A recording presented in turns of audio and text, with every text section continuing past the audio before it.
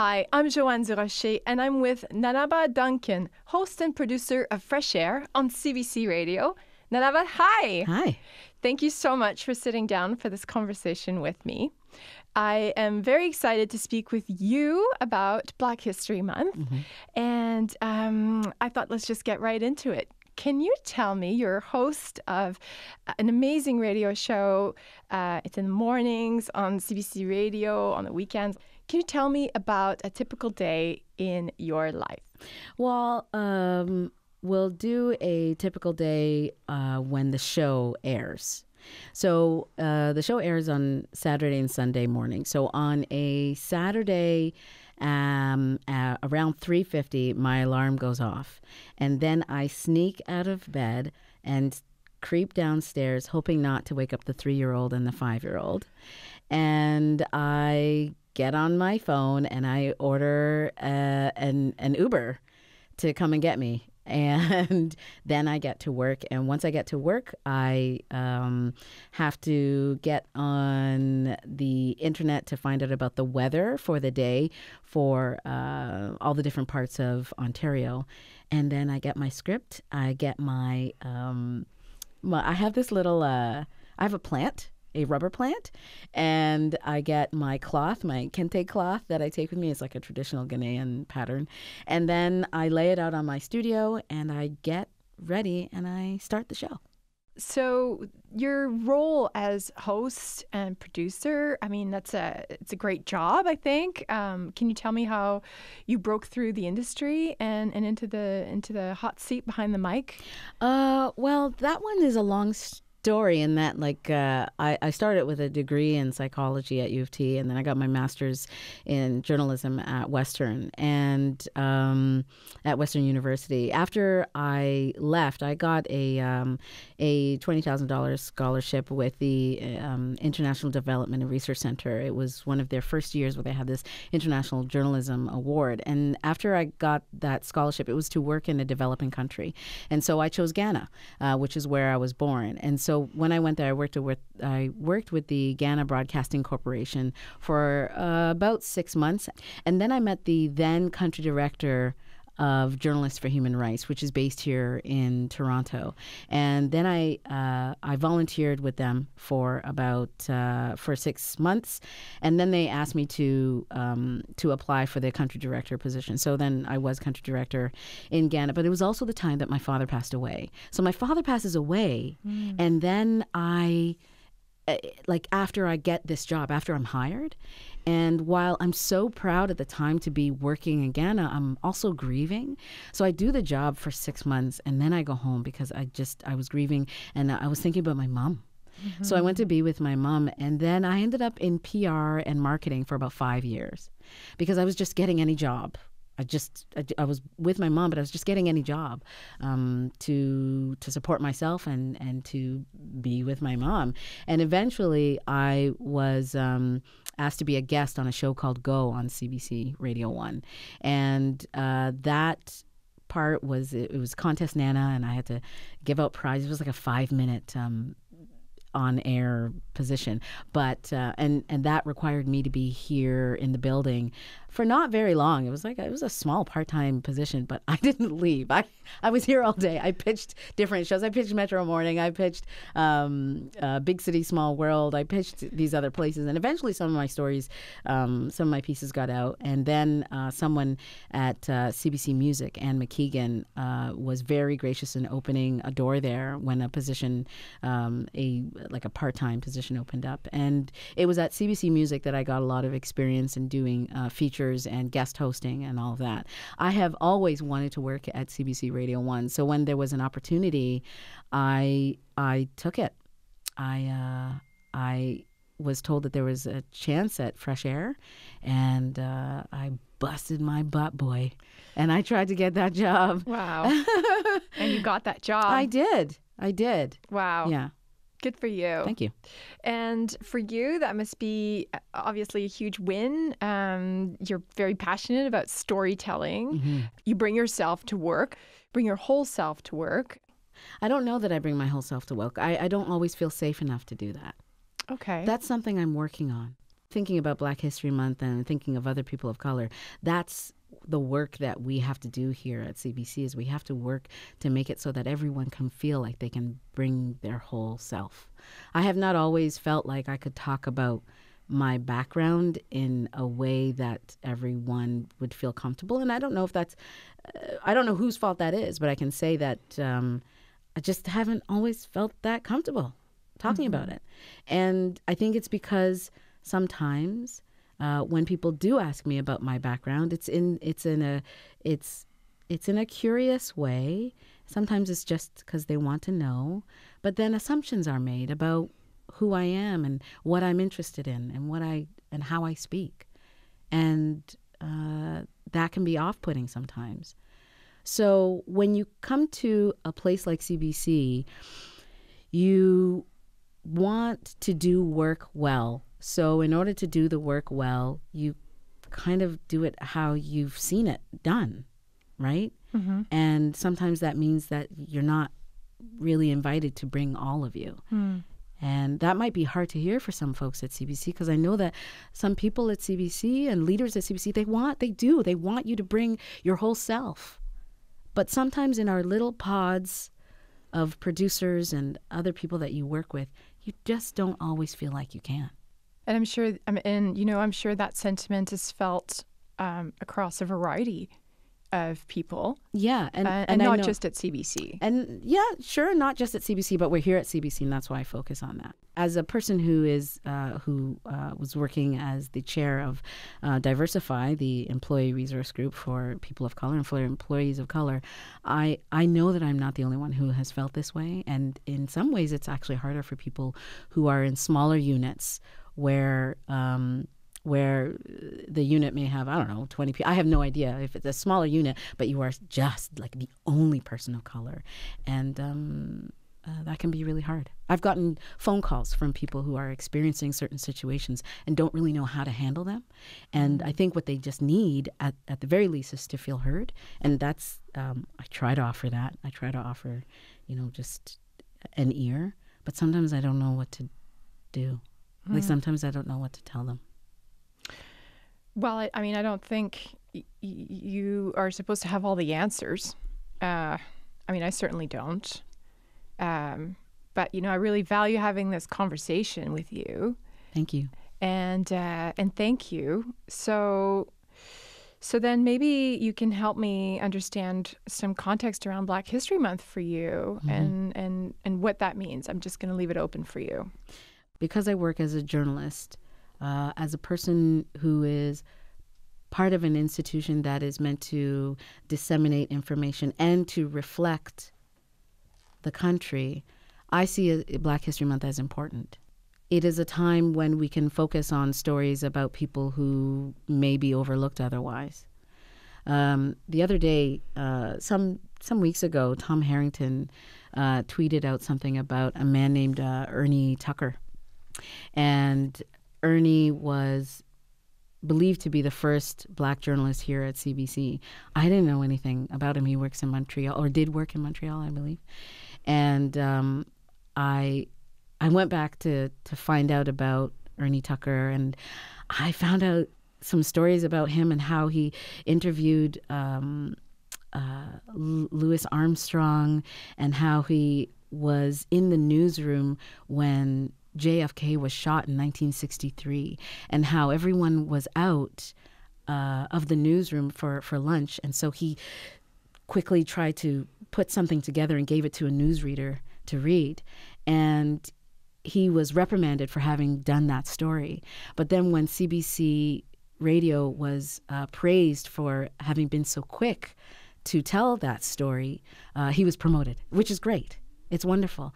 But he was a man that was part of, or experienced many firsts, being the only one in a lot of rooms. And I believe part of the story was also that he had gone to some area, or he had gone to a CBC shop somewhere north of here, and was told that the job was no longer available when he was meant to go for the job. So this is history that I should know. This is history that I think we should all know.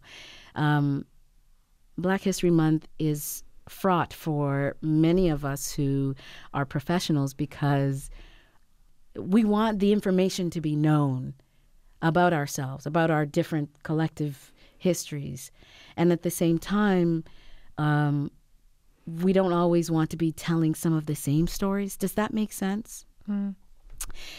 And there's also a bit of a running joke that is like Black History Month is the time where a lot of Black professionals get work. That's where people are making money because it's the time where institutions or, high schools and that are calling you to come and tell your story. And that's when people are making money. So it's really interesting, There are some people who are frustrated by that. And there are others who are like, this is the time for us to tell our stories. And there are folks who I have spoken to on my show even and other shows where and in other places where they're saying, I feel weird about Black History Month because I don't want to only be talking about this stuff at this time, and and sometimes I don't want to think about Black history. I just want to live my life, So Black History Month has it's got a complicated meaning for me. It's complicated. It is complicated. And I think it's complicated for people who aren't Black as well. Mm-hmm. How so? What do you mean? I think, I can only speak for myself, but wanting to be an ally, wanting to open opportunity for others. I think really championing diversity, championing all the facets in which diversity comes. For me, that's really important. I can understand that. There's a story I want to tell you. There's a woman who called me or who contacted me maybe about a week ago, and she is a high school teacher, and this was on February 1st, and she said, I wondered if you could come and speak to my school. And I remember feeling a little bit itchy about the request. And it was because you're calling me on the 1st of February to be part of your Black History Month thing. Like, why did you call me in October? Why am I being asked now? And so what it does is that it just kind of makes you feel like, man, people got to be thinking about this. It can't just, do you know what I'm saying? Oh, so, yeah. Yeah, so in that moment, though, in terms of being an ally, I know that she is and wants to be an ally. So I called her and I said, unfortunately, I'm not able to do this event, but I knew this would happen. So in October, I actually compiled a list of people that I could recommend others to so that they could help if they want to. And also, quite frankly, if this is a paid opportunity. And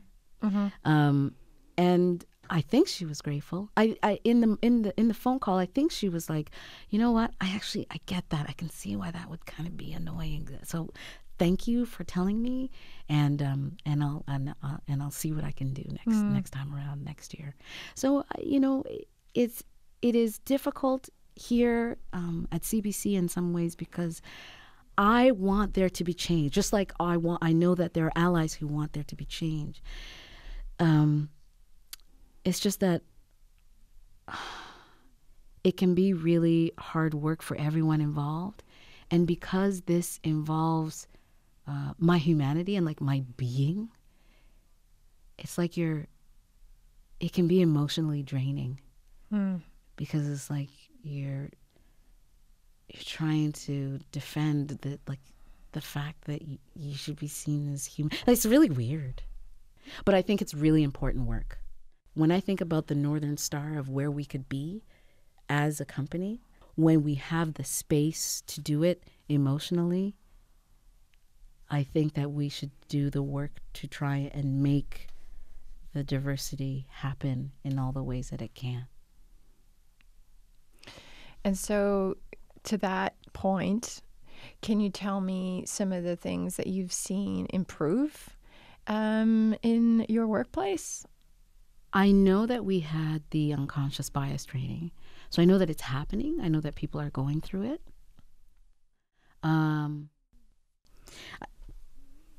I can say I've seen more young, diverse people who are getting associate producer type positions. I think that's good. So what I'm seeing is that I think there is a will that exists. I believe that there is, I truly believe that there is a will that exists. But the change is slow.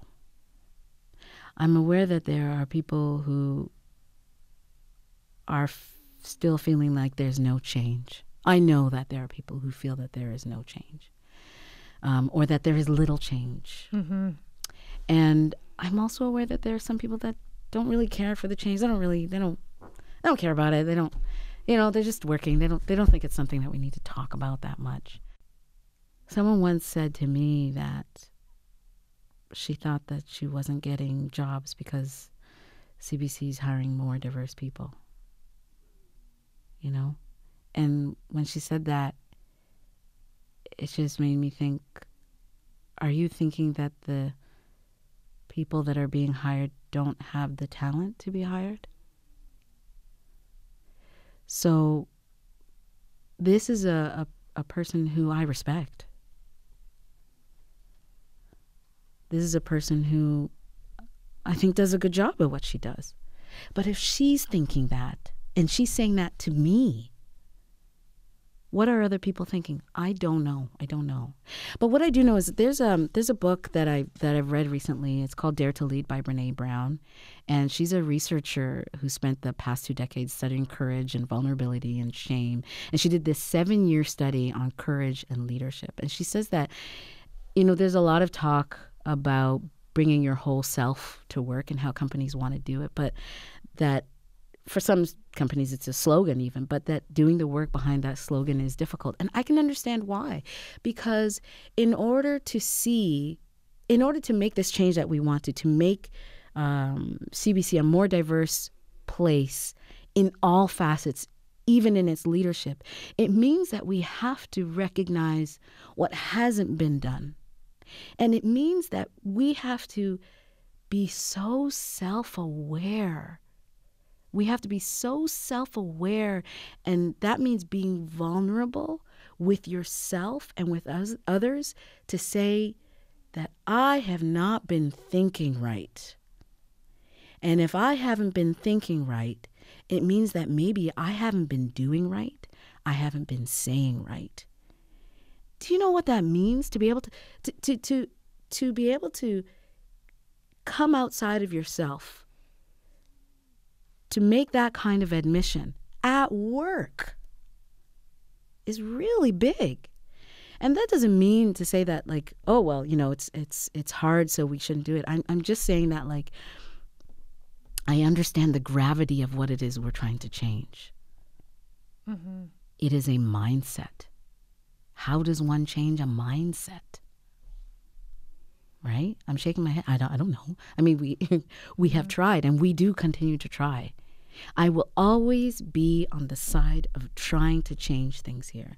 No matter what happens to me, no matter what people have said to me, I will always believe that change can happen and will happen. I know that it will happen.